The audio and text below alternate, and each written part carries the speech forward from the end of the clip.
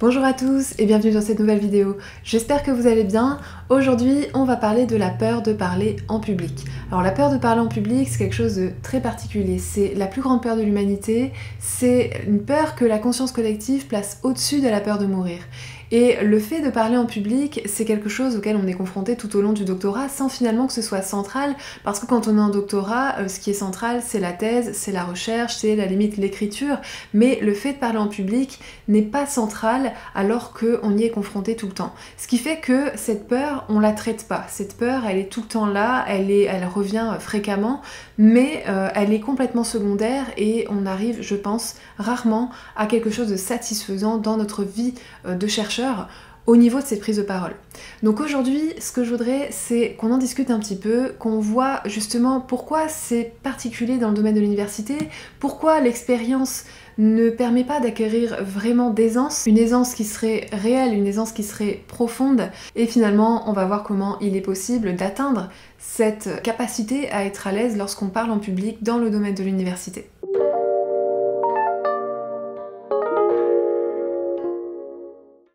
Alors pourquoi vous n'êtes pas prêt? Pourquoi à chaque fois que la situation se répète, on se retrouve à ce point aussi démuni que la fois d'avant?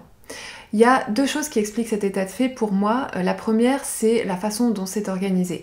La première chose, c'est vraiment le fait que quand on veut être intervenant dans un colloque, on doit postuler sur des appels à contribution. Généralement, c'est ce qu'il y a de plus courant. On postule et puis ensuite on attend la réponse. Quand on est retenu, c'est déjà une réussite en soi en fait. Et quand on est en doctorat, la première prise de parole en tant que doctorant, c'est hyper difficile à obtenir en fait. Donc quand on a la réponse positive d'un comité pour pouvoir être intervenant dans un colloque, on est très content et on pense même pas à être performant dans cette prise de parole parce que le simple fait d'avoir la parole est déjà une réussite en soi et c'est un signe de reconnaissance de la part de la communauté scientifique. Donc ça c'est la première chose, c'est ce qui fait qu'on est souvent très mal préparé et qu'on va faire les premières erreurs qui vont nous conduire à essayer de nous dépasser un petit peu. La deuxième chose, c'est que quand on imagine avant ça prendre la parole un jour dans un colloque, on s'imagine toujours à l'aise dans notre prise de parole. On s'imagine à l'aise parce qu'on croit que le doctorat va faire de nous des experts et on pense que la qualité de la parole va dépendre de la qualité du travail. Plus on s'imagine expert dans un domaine, plus on s'imagine à l'aise dans sa parole parce qu'on croit qu'il y a une corrélation entre les deux et que le simple fait de connaître tout un tas de choses dans un domaine nous permet d'être parfaitement à l'aise lorsqu'on en parle. Et ça, c'est une erreur évidemment qu'on fait, je pense qu'on a tous fait quand on était en doctorat, c'est vraiment de croire que ça va pas être un problème. Donc quand on est accepté pour parler à un colloque, on va se préparer sur le plan du travail, c'est-à-dire qu'on va commencer à retravailler complètement la proposition qu'on a faite, on va relire déjà ce qu'on a envoyé comme proposition, et puis ensuite on va se mettre à lire la bibliographie, on va se remettre à essayer de se souvenir des chercheurs qui sont hyper importants, enfin on va essayer d'anticiper les questions, on va essayer vraiment d'être expert dans le domaine qu'on propose, dans le sujet qu'on propose.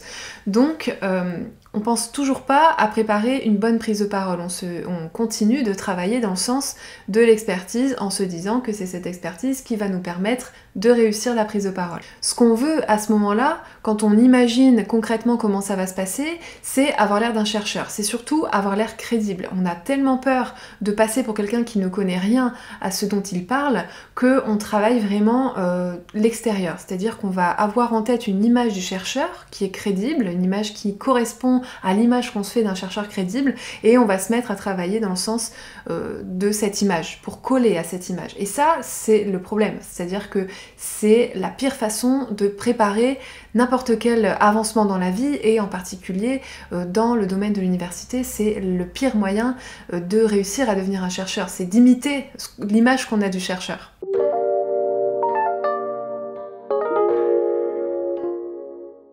Alors pourquoi l'expérience n'engendre pas vraiment d'aisance dans la prise de parole? Ce que je veux dire par là, c'est pourquoi le fait de faire des conférences encore et encore, pourquoi le fait d'intervenir dans des colloques plusieurs fois par an pendant X années, ne conduit pas à être réellement à l'aise tant qu'on colle à cette image. faire mentalement face au public dans notre esprit lorsqu'on prépare une prise de parole dans le domaine de l'université, c'est déjà un signe de maturité parce que souvent c'est quelque chose qu'on a appris soi-même suite à la première. La première fois, généralement, on arrive avec une communication qui va être complètement rédigée, qui va être rédigée comme un article, ce qui fait que fatalement on lit pendant la conférence au lieu de créer de l'interaction avec l'auditoire, et puis on se rend compte qu'on est un peu pris au piège du texte qu'on a préparé, dans le souci de bien faire enchaîner les idées et dans le souci d'être clair.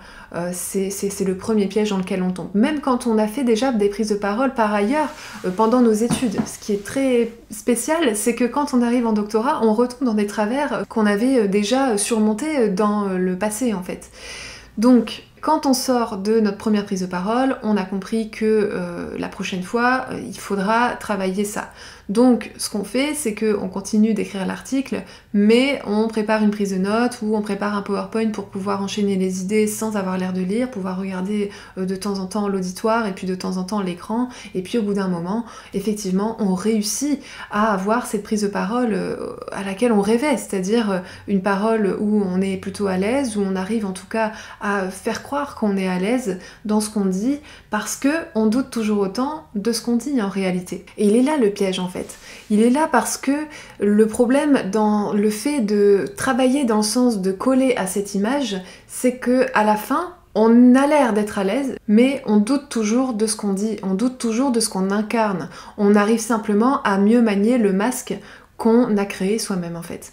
Le principe de ça, c'est simplement de créer un masque qui est de plus en plus performant. Donc on va arriver à une prise de parole qui va être satisfaisante, mais soi-même, on sait qu'on est toujours aussi mal à l'aise dans le fait de parler en public, au fond, et ce qui est assez pervers, c'est que plus on va prendre en expérience, plus les enjeux vont être grands. C'est-à-dire que au départ, vous parlez dans un laboratoire, puis par la suite, vous allez parler dans une fac un peu plus grande, puis ensuite, vous allez devoir faire des conférences en anglais, et puis répondre à des questions en anglais.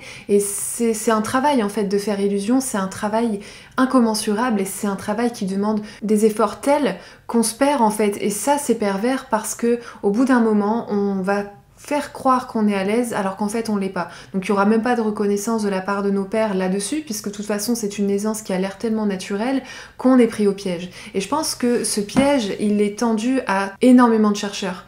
Il y a énormément de chercheurs en fait qui tombent dans le piège de ce que l'université renvoie comme image et veulent coller à cette image. Et ça c'est quelque chose qui est difficile à identifier dans l'université parce qu'il y a beaucoup d'endroits où c'est vraiment un monde d'apparence.